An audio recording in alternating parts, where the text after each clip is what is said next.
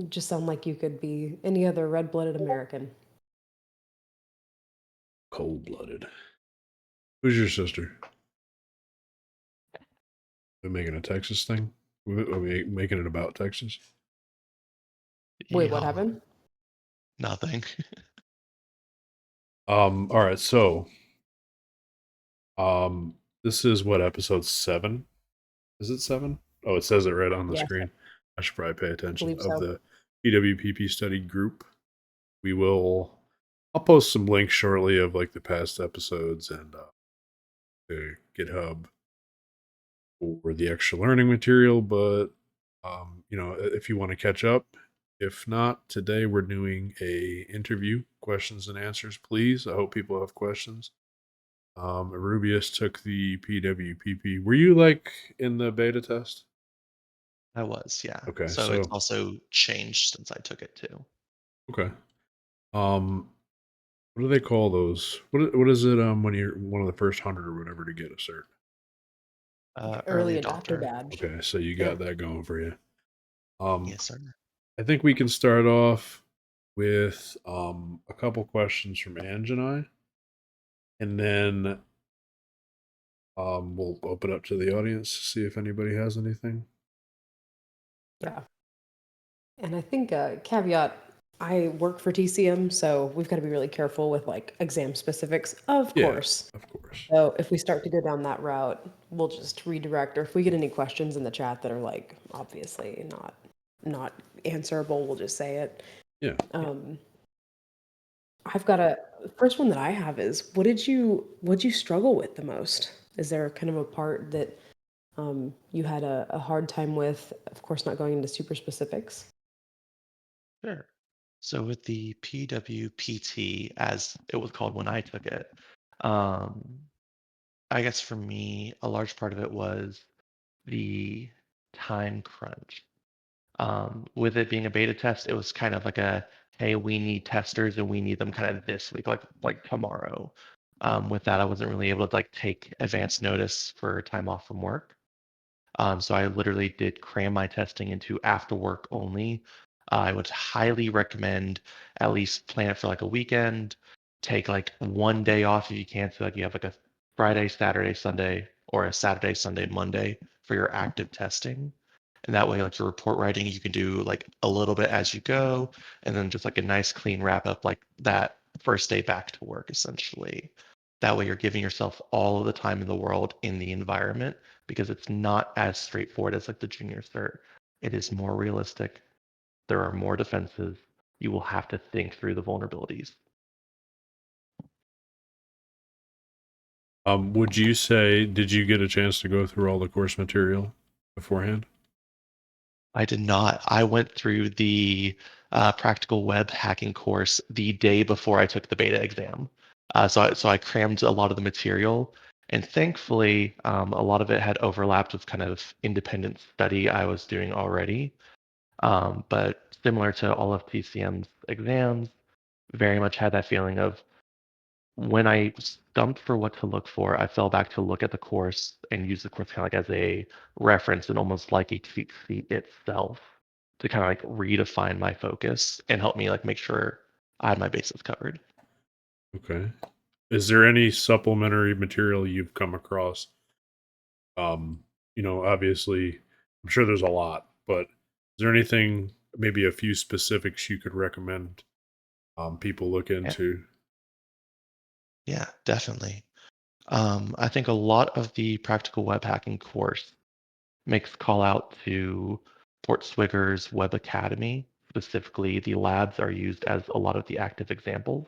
I think that's an amazing resource just to like dive into even beyond what the PWPP calls out to, just because like they're well defined, they're very stable, and they truly have a large amount of like resources that kind of help you go, oh, hey, I was looking for vulnerability X, I was able to do it, but then you still have this whole little playground to mess around with and actually understand the vulnerability you're exploiting.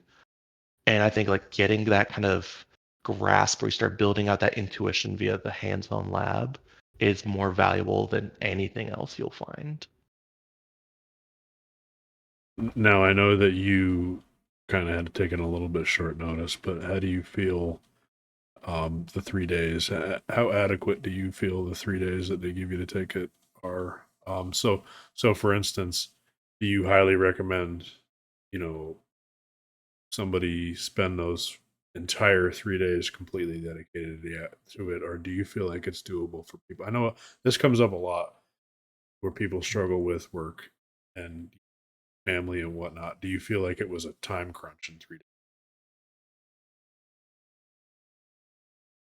I feel like I would have done best if I could have put it on a weekend for the active testing. Like you had kind of called out to, for me, it was like a very, hey, the chance is here, it's now or never. So of course I went for it. With that, if you have the opportunity, if you're planning it out for yourself in the future, I would highly recommend at least like a full day on the weekend for testing. Be it just like your very first day or your very last day.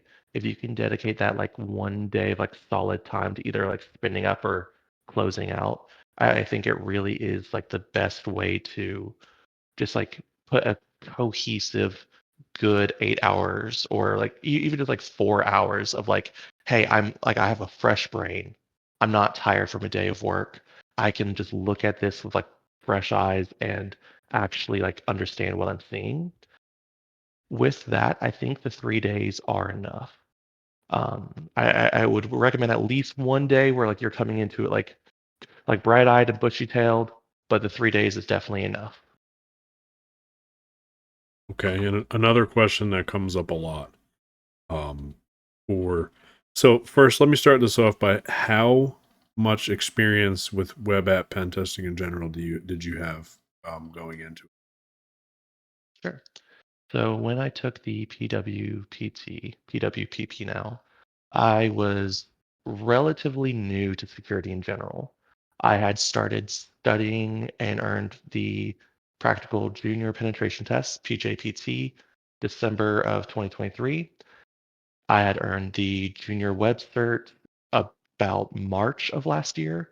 And then from that 3 month gap, from like March to June when I took the beta was about all the time where I was just dedicated studying web on my own.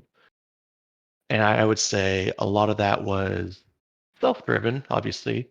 Um, but I think following through the course material, give it like a good solid month of like, hey, let me actually go through the courses and just explore and like connect these little holes in my method and my thought process and how I intuitively look at a web application.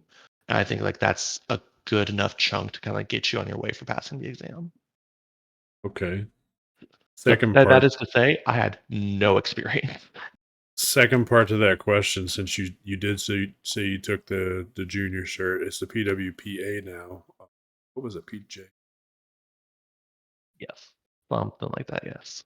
Um, would you recommend to? We get a lot of people asking that are brand new, don't work in AppSec, don't work in pen testing, and they're like, should I start with that? So, what is your opinion? I think it's a layered question. A lot of people's individual circumstances will obviously be unique to themselves. Let's And talk with brand that, new, brand new. sure.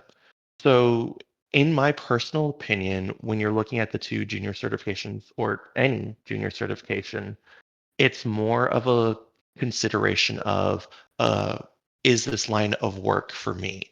Do I like this? Do I enjoy this? Can I see myself building a career in this? I would say if you're looking for technical competency and for mastering a skill that's interested to you, that skipping the junior cert totally fine. I would say go out of your way to take the junior cert if you're not sure if this is the work you wanted to do because it's a cheaper investment.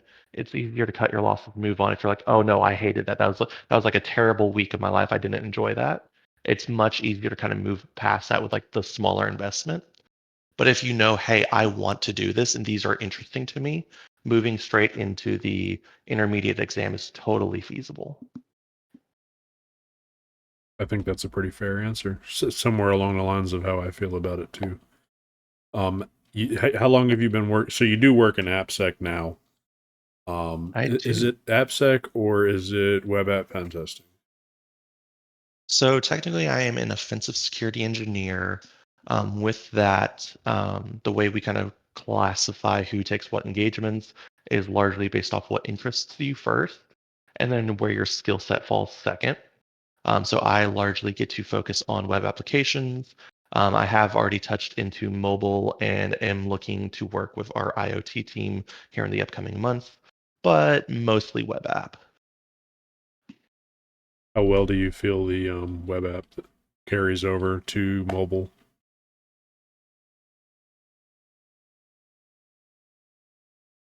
Like your web app skills, how well do you think your web app skills helped you with getting into mobile a little bit? I would say quite a bit. A large part of mobile pen testing beyond SSS or SSL pinning and bypassing certificates such that you can intercept the traffic. Once you're past that stage and you're just looking through traffic, you're interacting with APIs. You're interacting with the web app just from a phone.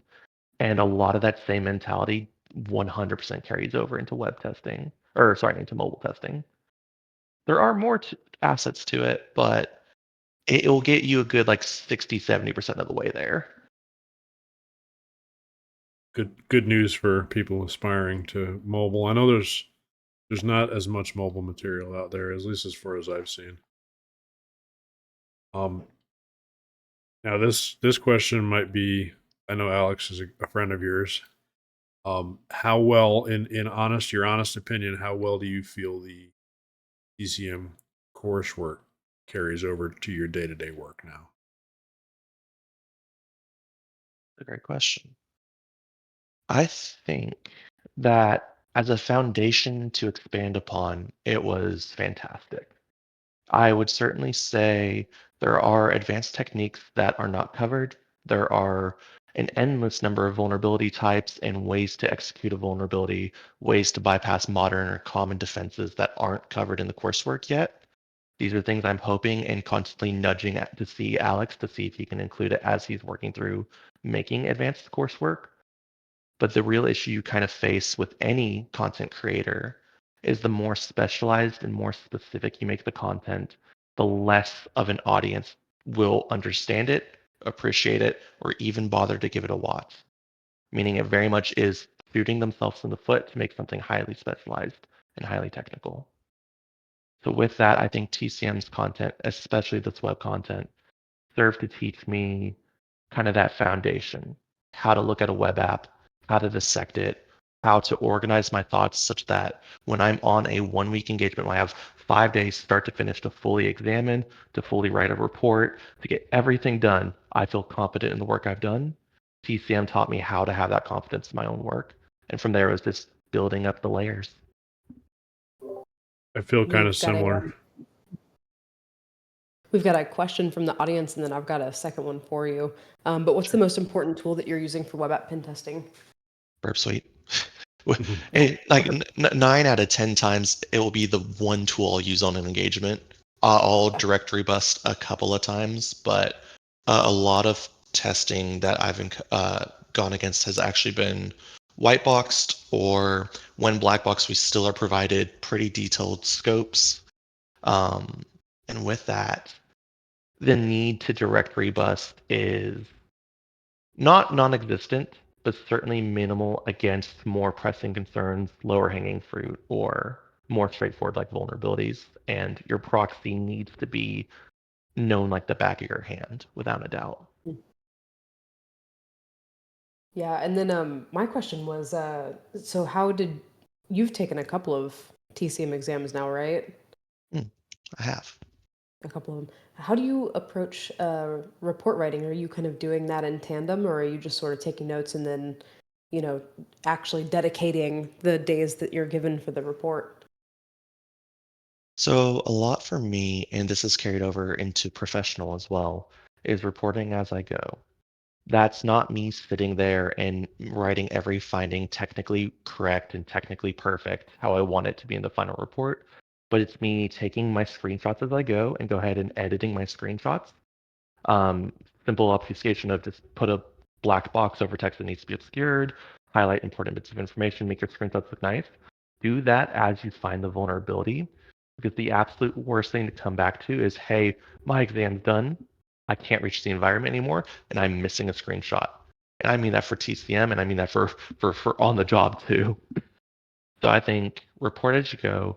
If you do nothing else, get your screenshots and write like your step 1, 2, 3, 4 vulnerability exploited.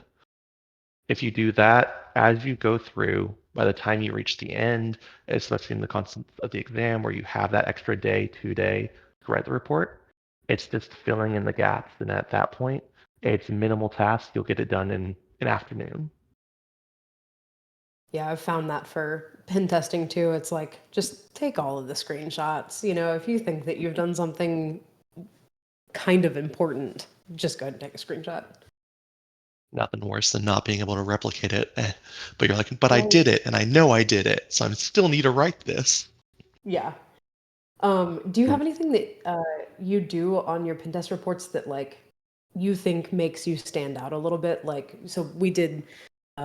Beef had a report writing study group a week ago or a couple weeks ago, and he was sort of just showing the straightforward approach that he sort of takes, and I actually think that stands out a little bit, especially when you're just being very clear. But do you have anything kind of special that you're doing? Sure. So obviously for work, we have like a professional style guide that we follow. But even before that, when I was working through the various exams and kind of writing my own reports and my own templates, I had a style guide prepared that I followed. For me, what that means is my images follow the same format, my text follows the same format, headers, subheaders. Like anytime I have a bulleted list, they're consistent.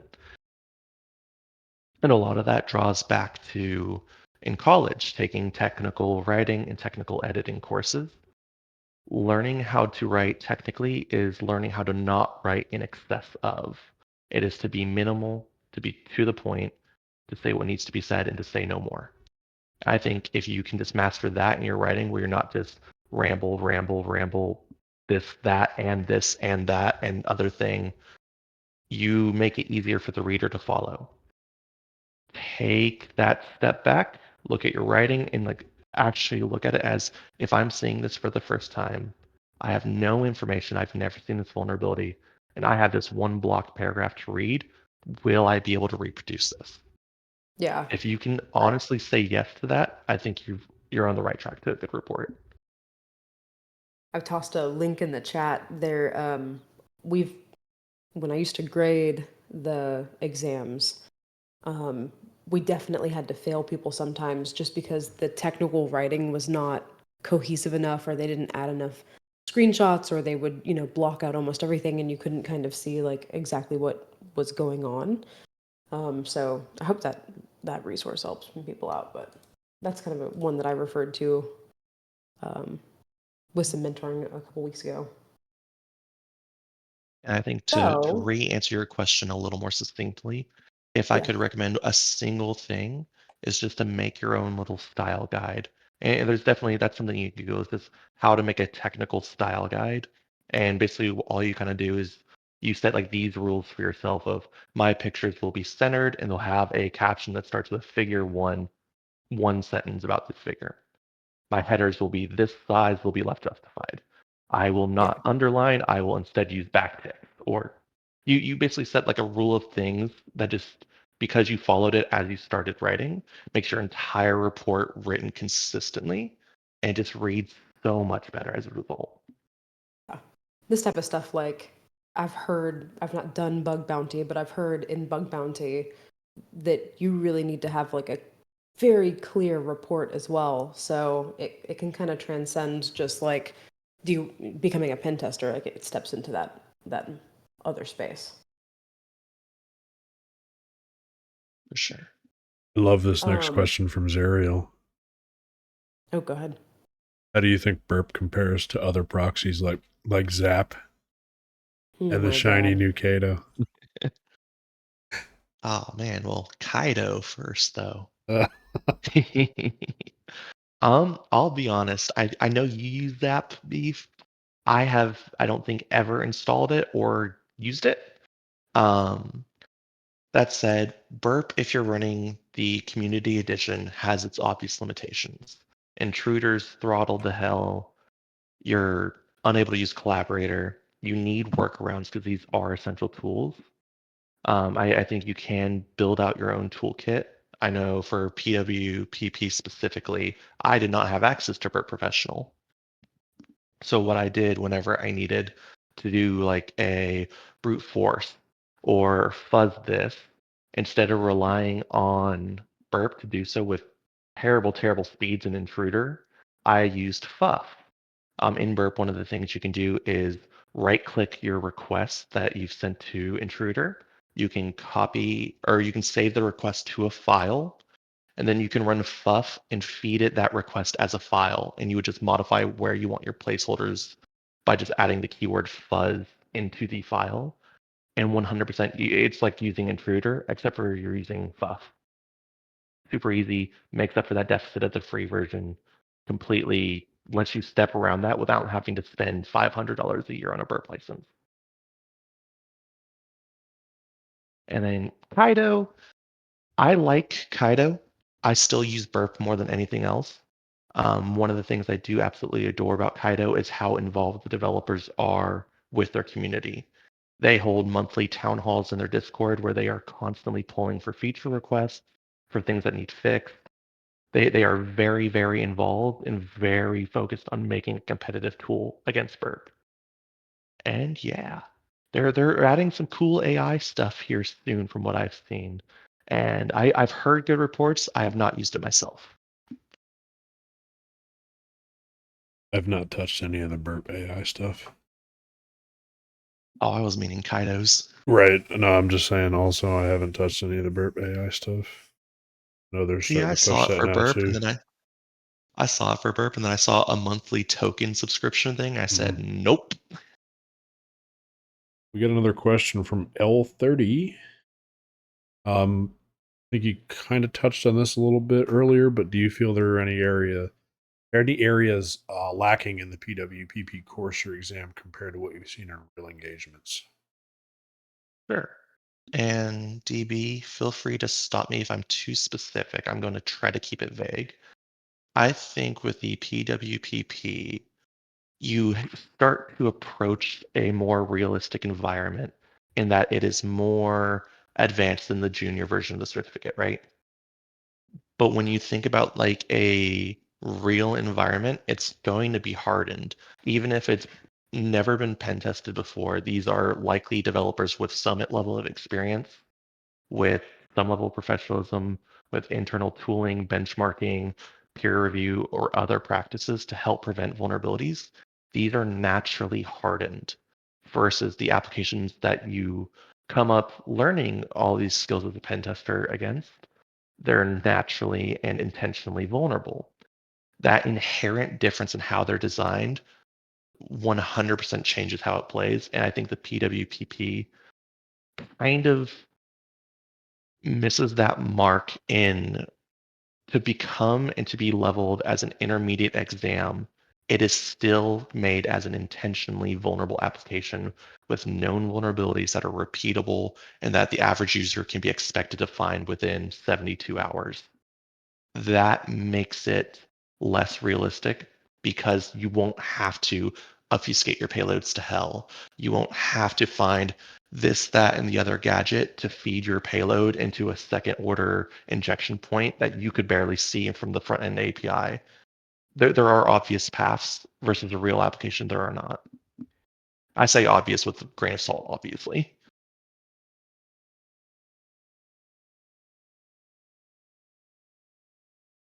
L30's typing right now. I'll give him a second before I ask a follow up.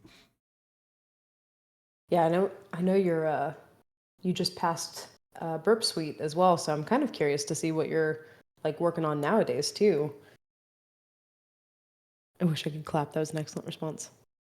Thank you. Heck yeah, it was. And but yeah, with real engagements, it's just there is no guarantee. And I can say in my now, almost 4 months as a actual pen tester, I have turned in a fully empty report. We had a 1 week engagement, me and a senior engineer. Zero, nothing, nada. Come on, brother. Not even an It, outdated it, jQuery. not. We had a single informational finding. That was it. You're good That then. would make me panic. That would make me I'll, panic. yeah. Good news for me is it was for a routine customer that we test regularly, so it was kind of an expected outcome. But yeah, that's what a real pen test can end up like. Versus in an exam, there's something there, even if that means you didn't find it. You know there was something there. You're not Yeah. guessing. We got a question from Nox Lumens actually that in case that you or a customer, you have a report where you really don't find anything, you have that one informational. Do you report, what they did well?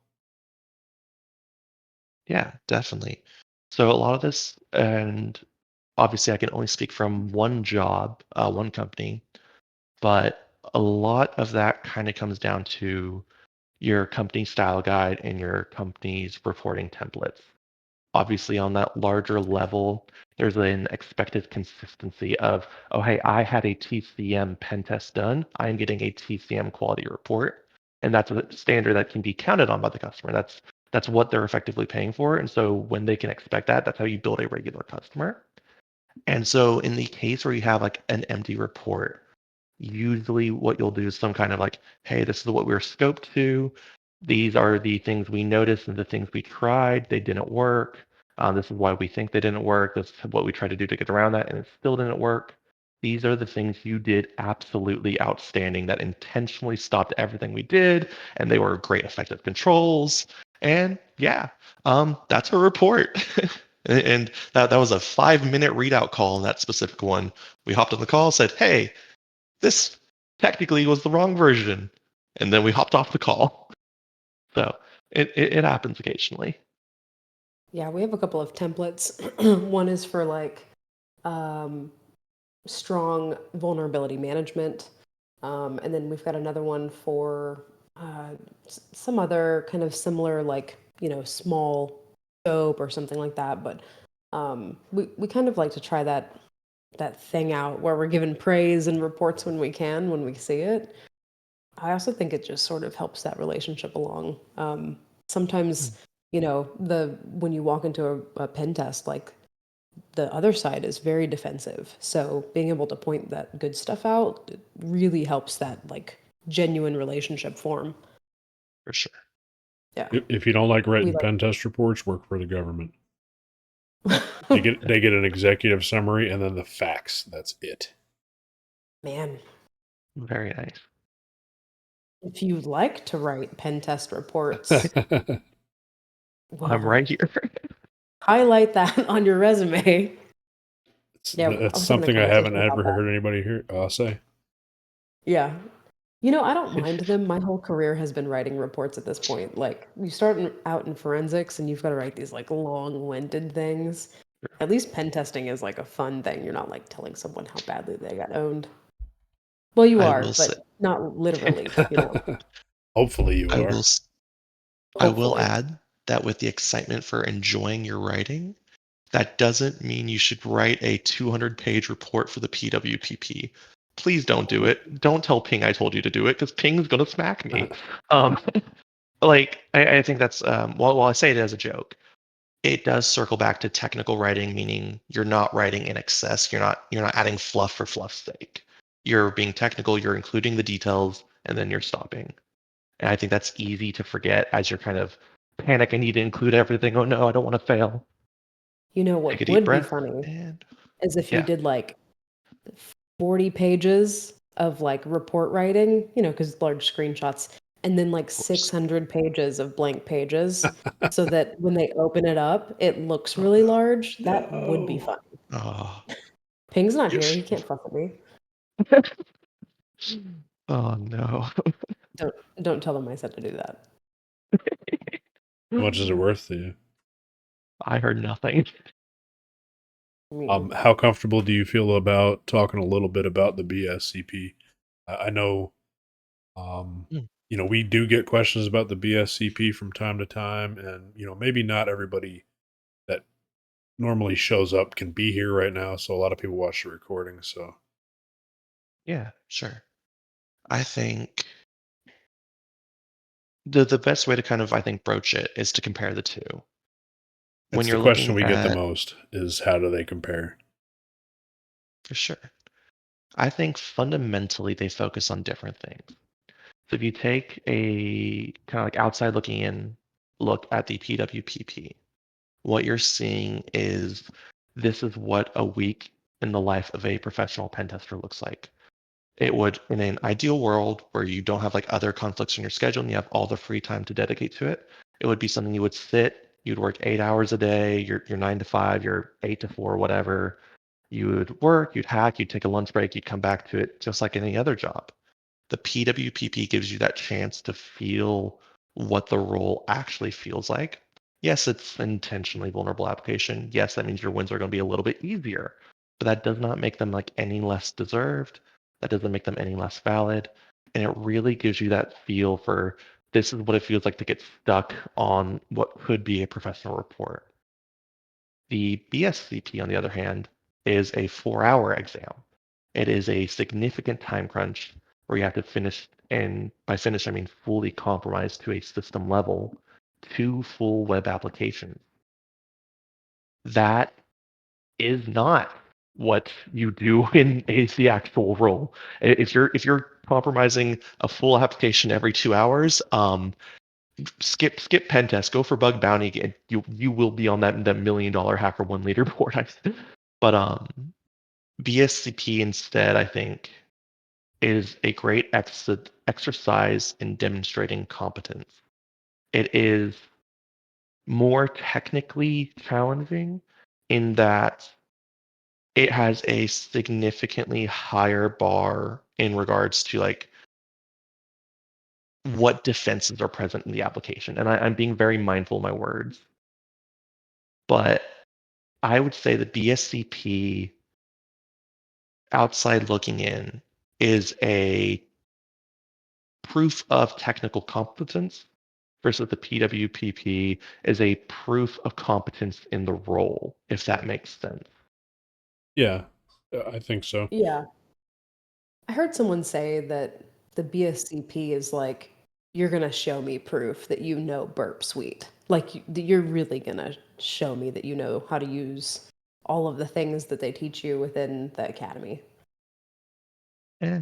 I think the best answer I can give is the one I already gave of what tool do I use the most in my day to day? It's your proxy. I would stand by that.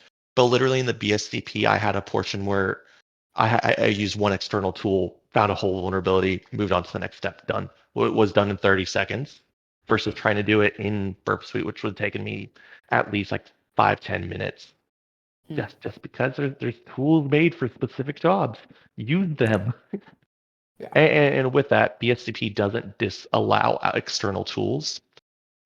Even in their like recommended, here's your BSCP prep cheat sheet from Portswigger on their webpage that you click as you're clicking through all the exam material. It tells you to set up tools like YSO Serial, PHP GCC chains, and like all these like other little things. It actively tells you make sure you have these ready to go in case you need them for your environment.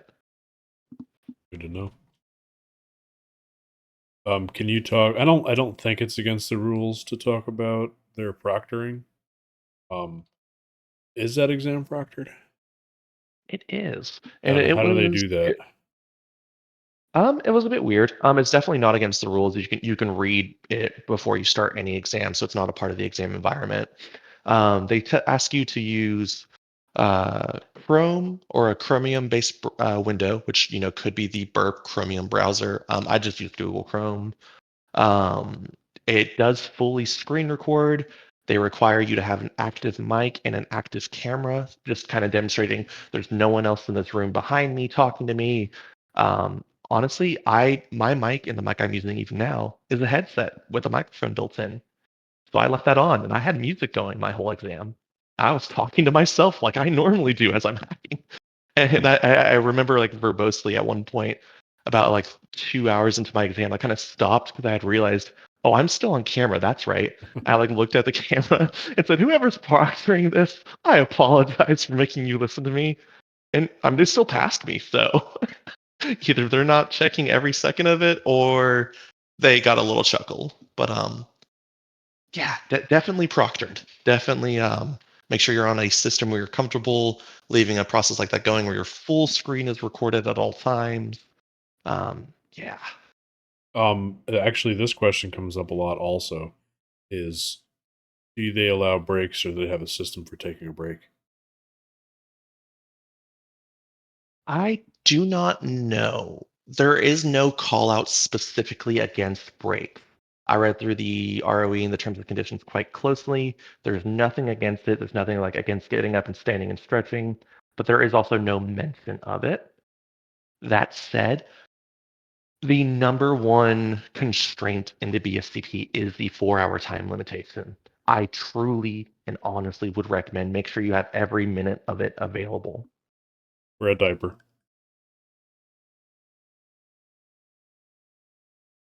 Like that That took me a astronaut. second to process. Yikes. I was like, what did he just say? That's the only way I pen test with a diaper on, doesn't everyone? Um,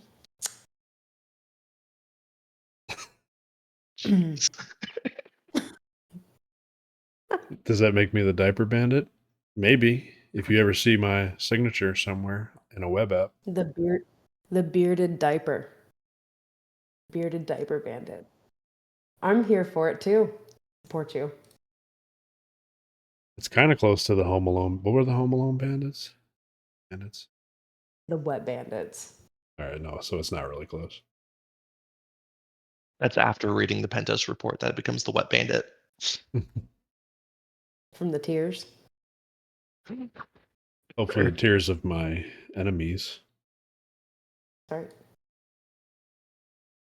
Anybody have any other questions about PWPP, BSCP? Actually, I do like database, so I could be database bandit. Yeah. Well, that would be We would both DPP be though. DVs. We could both go by DV. I will say another great resource, just if you're interested in web hacking. And as I kind of mentioned, for me, it was like a sudden, oh, hey, here's a chance to take the exam. I had not fully gone through the course yet, so I very much crammed the course.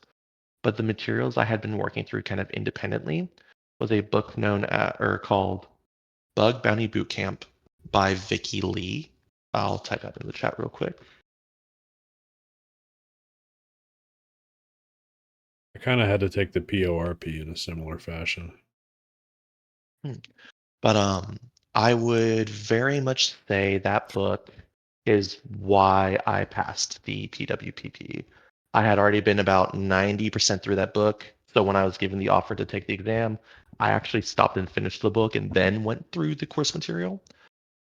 What I noticed immediately was a significant overlap in that both of them present to you those kind of foundational skills of how do I recognize these vulnerability classes in real applications. And that skill is the kind of cornerstone of passing the PWPP, is building out that intuition, building out that ability to kind of like see a symptom and recognize what it's an indicator of. And whether you're a visual learner, whether audio and video media is best for you, or if you're like me and you have that real draw to like written text, I think both resources are very, very useful to keep on hand. Nice. I'll have to check that out because I've been looking for a good book. All the web app Oh man, books out there are like ancient. I keep getting lucky with these humble bundles. So I have like 36 to 40 or so different books now. I've read about 10 of them. Fantastic, each and every one of them.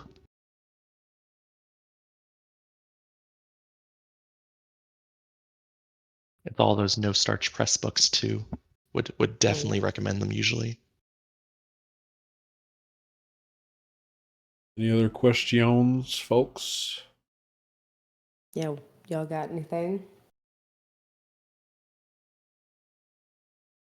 How does that book compare to Real World Bug Bounty or Bug Hunting by Peter Yawarski? Read that. I've not read it, but let me actually find the cover of that book because that might be the one that's on my list. I have another one that's very similarly titled. Yawarski. Yes.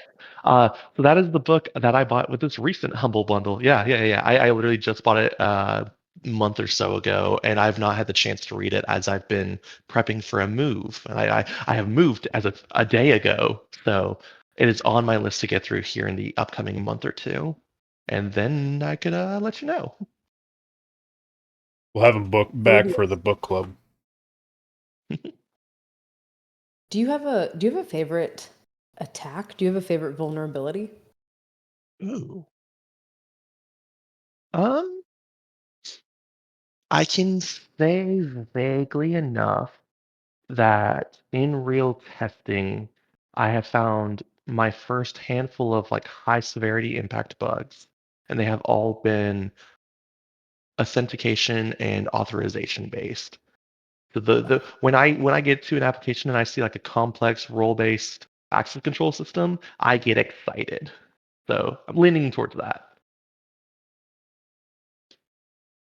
Anywhere I think where it becomes more of like a logic intended use, business logic, or just like that developer expectation versus IRL production expectation, and you find that human error, those are the vulnerabilities that get me excited because that's where you kind of like connect that developer on the other side of the screen, you know?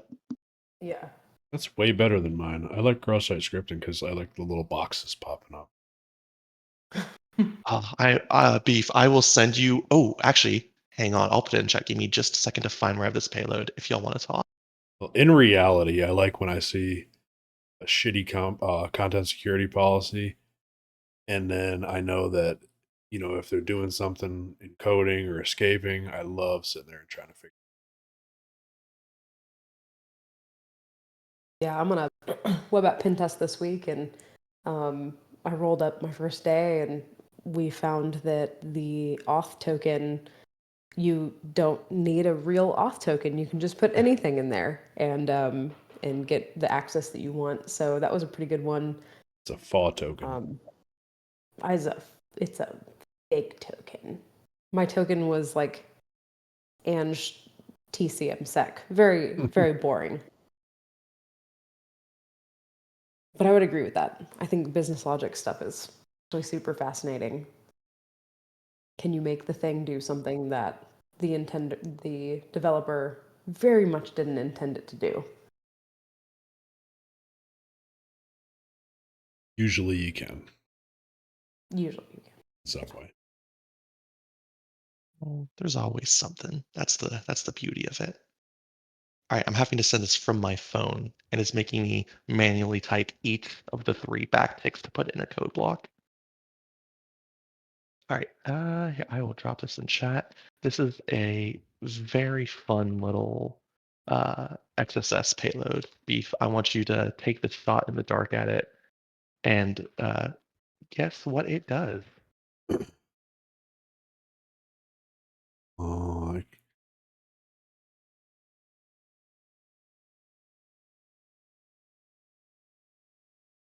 I couldn't. I don't think I could.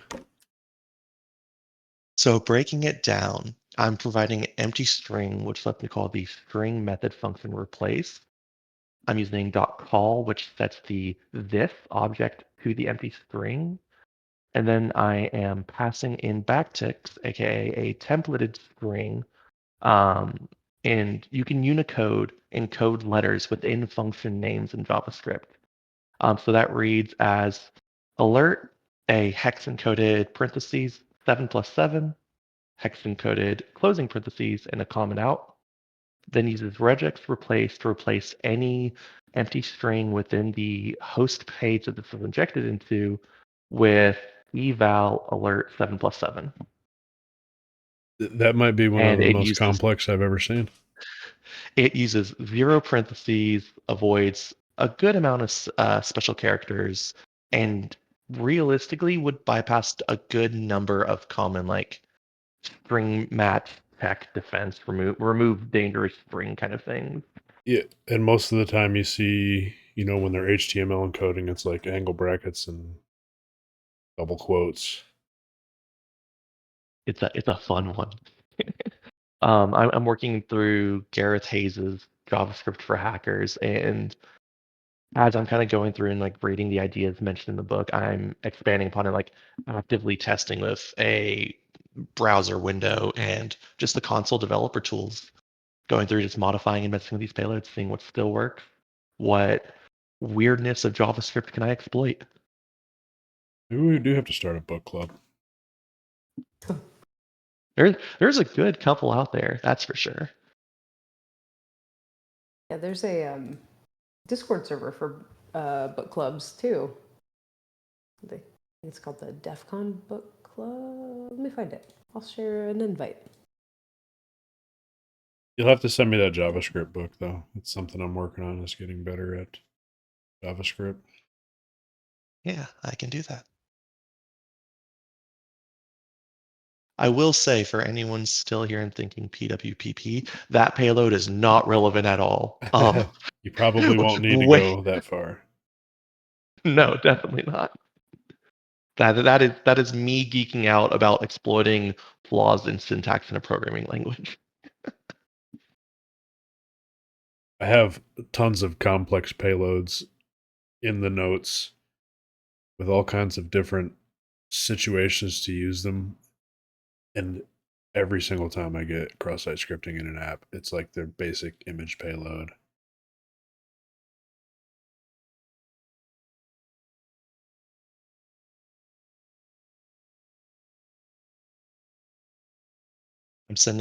I'm typing out just one more for you, Beef. That is also completely valid XSS to pop an alert window.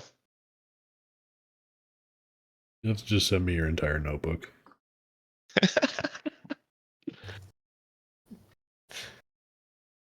Well, we'll be Yeah. wrapping up in about 9 minutes. Anybody have any life questions? Anything? Who all wants Erubius to just share his notes? Ask his favorite recipe. Restaurant. I will say I did go to this really nice sushi place for lunch today. They do an all-you-can-eat buffet for $21 for lunch, and like it's all made to order, super fresh. The shrimp tempura was fantastic. Yeah, I don't have a clean kitchen at the moment because I don't think everything's I just can do sushi bonkers. with you, brother. Oh, what? We might have to go out for barbecue or something. I don't think I can do sushi. I mean, yeah, when in Texas. Yeah, Sean, when are you coming to Texas? I don't know, but I'm going to be in Deadwood in October. Anybody going to Deadwood? Ooh, I I do love actually Deadwood. have the ticket purchased. Wow, Yeah. wow. Yeah, I'm saving my time off and put a week in for DEF CON already. Hoping to make it to DEF CON too, but I I kind of I got have gifted a Deadwood ticket, so fair enough. Yeah, I've got too many people that are international that can only make it over the once a year for DEF CON. So that was by far the priority for me. Yeah. I am sad I'm missing SpaceCon though, but again, when in Rome. man, I had a free ticket to SpaceCon last year too, and I had just started my new job. I feel that. Well, Falconelli, I'll see you at Deadwood. I'll give you a piggyback ride at Deadwood. All right, let's Xerial through a question. Quick last question. With cloud infrastructure becoming more prevalent, do you need to know any infrastructure outside of the web app? Does it affect testing? Um, Again, I can speak to how my one company kind of organizes and how we identify and scope these as engagements. Um, when a web application is simply hosted via like AWS or Azure. It is still just a web application. It is just on someone else's computer. It is not your responsibility as the one doing the testing, 9 times out of 10, to get that permission to be testing on that third party computer. That is between the client and their vendor to organize to ensure that they have the rights to authorize a third party for testing. Meaning, if you're just looking at a web app that's like hosted on some cloud service, you're still just looking at the web app. You're usually limited in regards to testing the underlying infrastructure. And if you are testing like a custom cloud implementation or a development team's cloud environment or production whatever, usually you take more of a assessment approach in that it is an audit of configurations, it's an audit of permissions. It is less a we're going to like attempt to compromise this again third party service and more of a these are the ways and like identifying hey from your normal developer account if this account was compromised here is the flaws here's the escalation path to a higher privilege here is what that means for you. That is at least how we run a cloud security audit.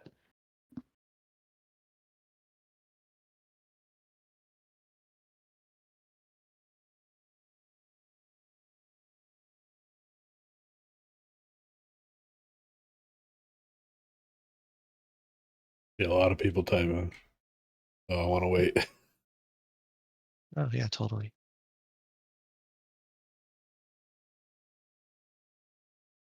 AI and machine learning is definitely one that I've expressed interested in as well, John. Um, I'm trying to avoid outselling my company. Not that my OPSEC's super tight. I never really bother, and it's pretty easy to check.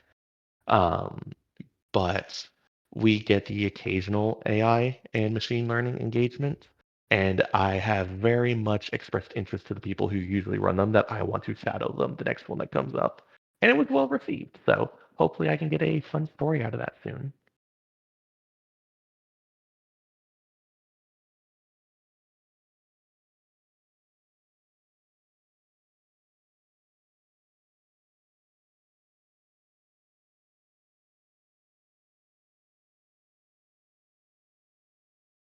Have you ever encountered a reason to use an entirely non-alpha JavaScript page? Describe article, which you can kind of see. Not if you're on mobile. Probably not if you're on mobile. Um, so I think there's two answers. First, have I ever encountered that? No, not yet. No.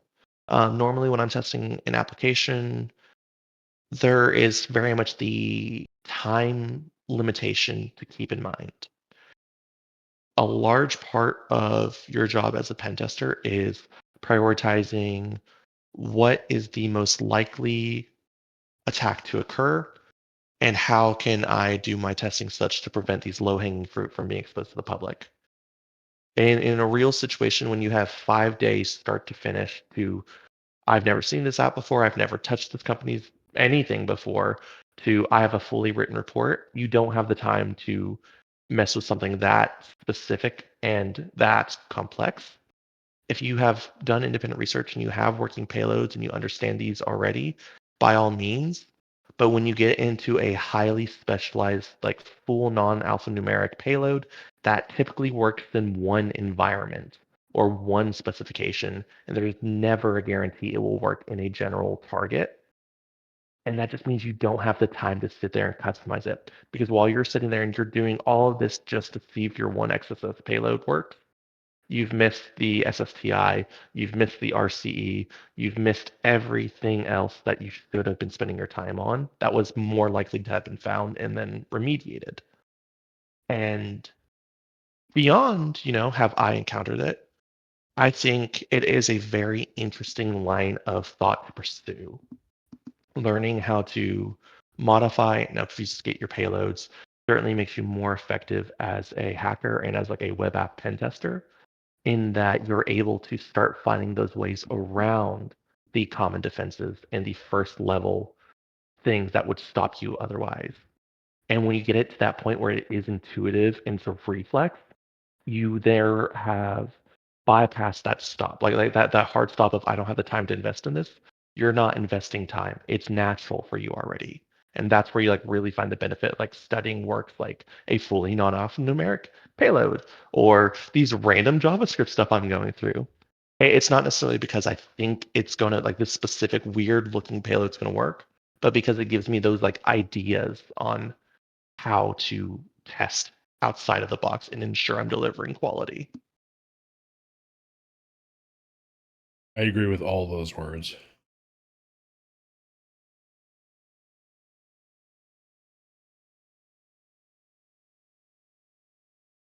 Also, I've never once seen SSTI in an actual app.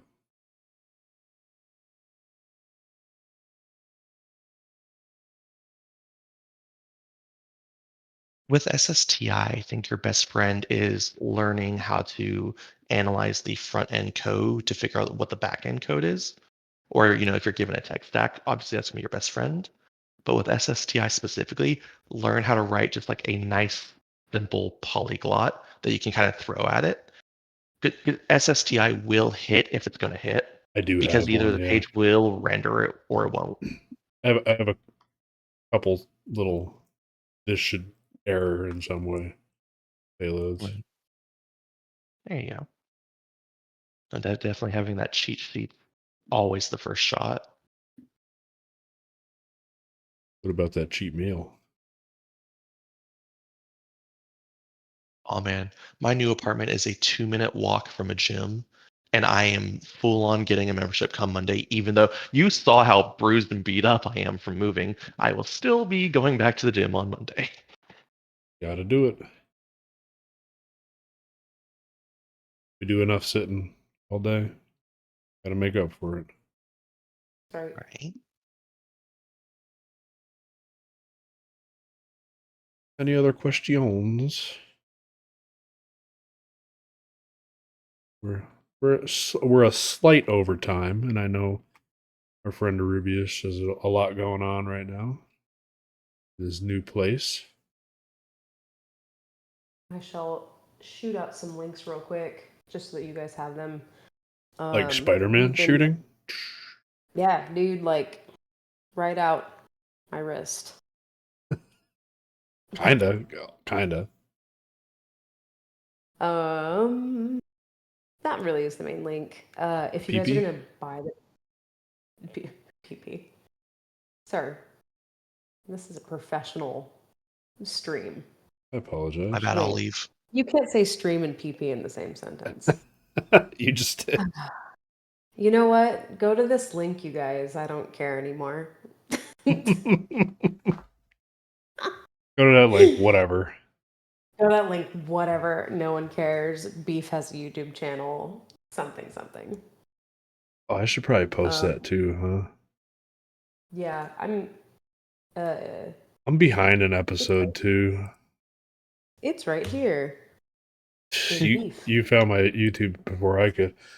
Um, I will upload this episode along with the one from last week because I still didn't do that. In a checklist. Slacker. Do you guys need the link for yahoo.com? Because I can send that one too if you're interested. Yeah.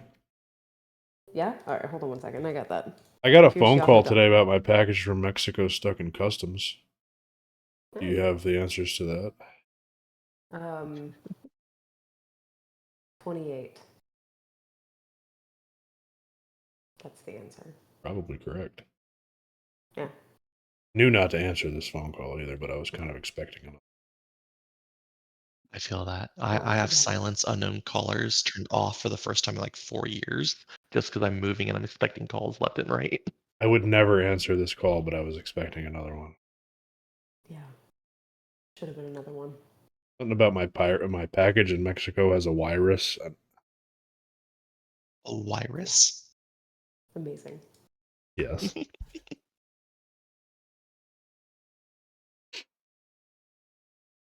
All You right, well, really now that did send everyone the has Yahoo link. the link for Yahoo. I used to have a Yahoo mail. Still exists somewhere. Neopets. Yep. Oh 100%. man, my Lupin is dead for sure. I'm old enough to have had a Tamagotchi. How about y'all? I had a Yeah, bro, Tamagotchi. come on. I'm the youngest one here. But did you have a Furby that would talk No, my throughout the older night? sister did, and that thing was freaking terrifying. I hated that thing. Put it in the closet, it would still go off. Yep. They should remake those, I never had actually, one of now that I those. think No. about Nightmare fuel? it. They got something similar now. They're these weird like monster pets at Walmart. I don't know the name of them. My Jeez. kid has some. You'll have to Google it.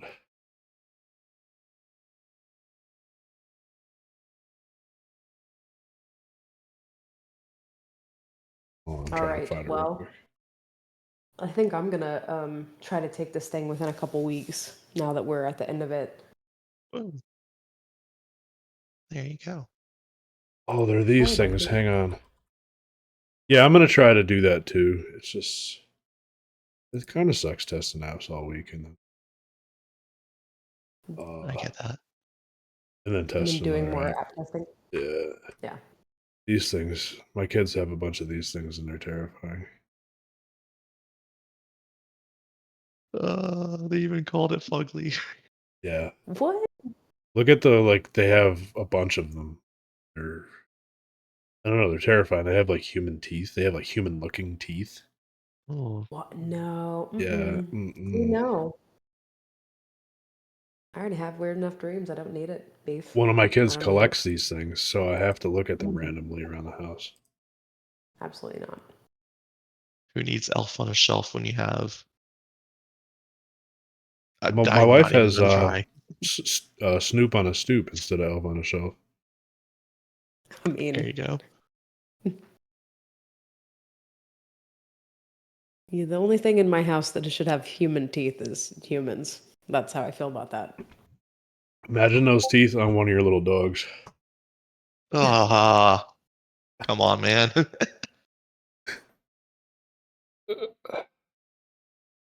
All right, we're getting into the weeds, I think. I think so. All right, everyone. Keep killing it. If you guys need anything, well, let us know. Hey, do we have anything on that other thing that we had talked about, or not yet? Not yet. Okay. I Yeah. won't say anything about said thing then. Yeah. All right. I think that would be fun to do, though. I think so too. So, yeah. All right. Cool. Later, homies. Thanks All for right, everyone. coming.